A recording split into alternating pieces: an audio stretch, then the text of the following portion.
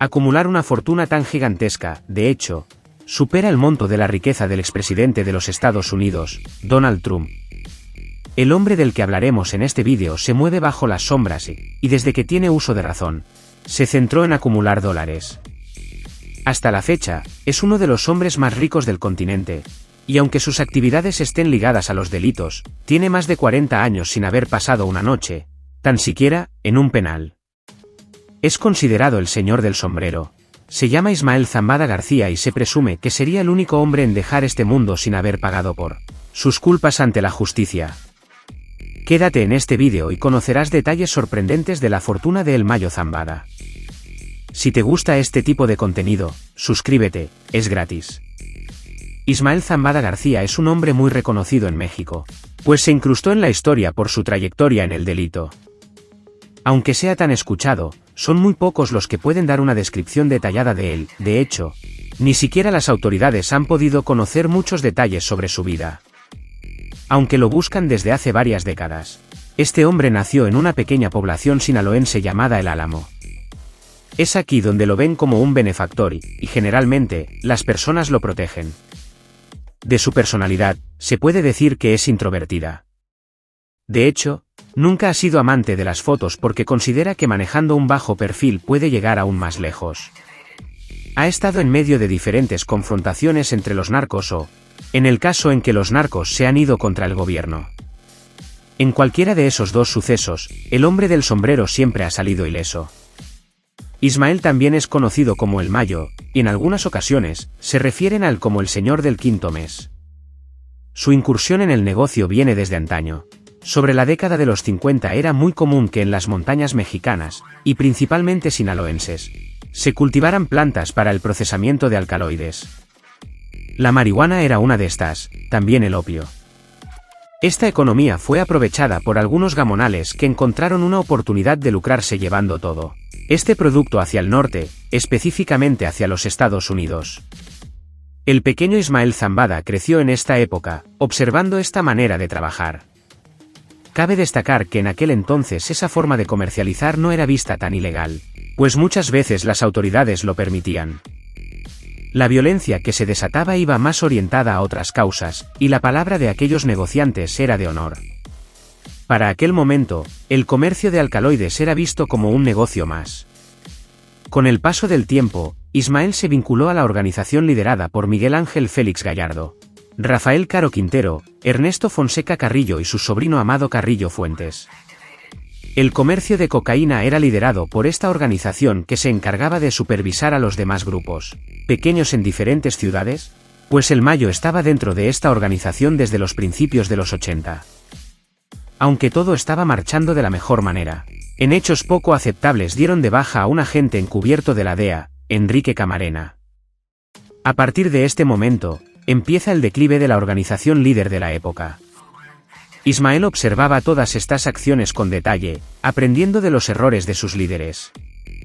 Pues, una vez sucedió esto, la organización empezaría a ser perseguida por la DEA y las autoridades mexicanas. Seguido de esto, vino la captura de las cabezas principales de los de Guadalajara, con Miguel Ángel Félix tras las rejas. No hubo forma de frenar el conflicto que se desataría en las calles del país azteca sobre finales de los 80.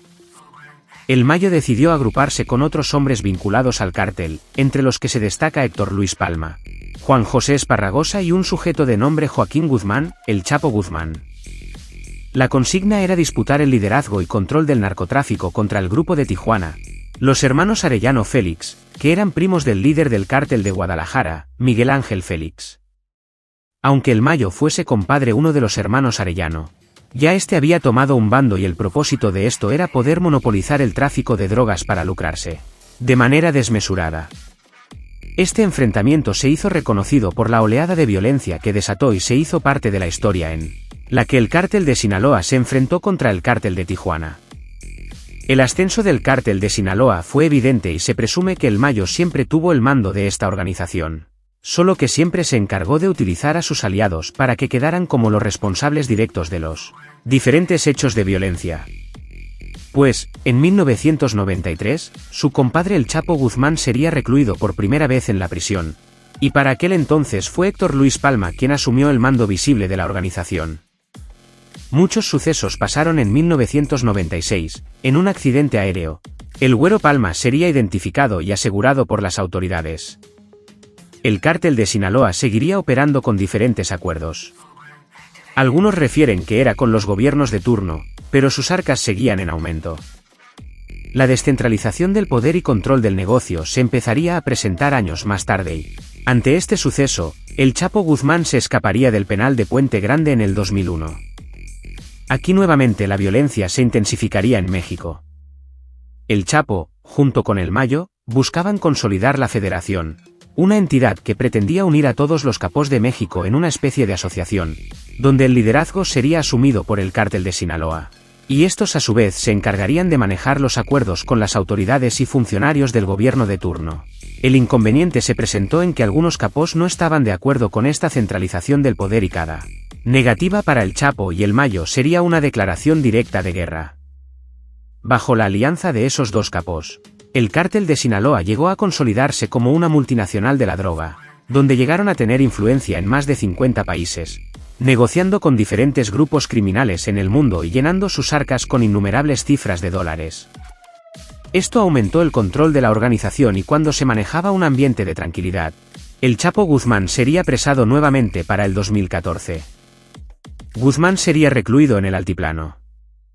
Lo curioso es que el Mayo Zambada nunca había estado cercado por las autoridades o prisionero en alguna celda. Aunque la recompensa que se ofreció por el señor del sombrero era bastante tentadora, el Chapo se escaparía en el 2015 con la ayuda de sus hijos y el Mayo Zambada. Fuentes no oficiales afirman que todo esto fue financiado por el señor del sombrero para quitarse encima a las autoridades que ya querían apresarlo. En este orden de ideas, el Chapo estaría libre. Era inevitable que el escándalo mediático no ejerciera presión a los gobernantes de turno y a las fuerzas del orden para que lo recapturaran. Finalmente, las autoridades ubicaron nuevamente a Guzmán y en el 2017 sería extraditado a los Estados Unidos. Durante este tiempo, la organización siguió operando bajo el mando de Zambada y se estima que los ingresos o ganancias obtenidas por el señor del sombrero fueron inimaginables, donde este hombre acumuló una fortuna muy superior a la que tiene actualmente el magnate y expresidente de los Estados Unidos, Donald Trump. Gracias al comercio de drogas y armas y diferentes crímenes, se estima que Ismael Zambada García logró obtener una ganancia desde el 2001 hasta el 2018, de $3.000 millones. Pero esto es un número aproximado, en realidad, la cantidad de dinero acumulada por el capo es mucho más. Del expresidente se dice que tiene una fortuna de $2.500 millones, con lo que se determina que Ismael Zambada pudo haber sumado 10 veces más de la fortuna de Trump. Además, cuenta con sumas de dinero invertidas en propiedades, fincas, raíz, empresas, escuelas, colegios, hoteles, además de tener fondos en diferentes bancos del mundo y hasta la fecha, criptomonedas, donde el capo lava grandes cantidades de dinero. El Mayo se ha hecho intocable para las autoridades y, aunque en la actualidad ofrecen hasta $15 millones por una pista que permita dar con el paradero de este hombre, con más de 75 años, el señor del sombrero ha enterrado, ha visto caer prisioneros a la mayoría de sus socios.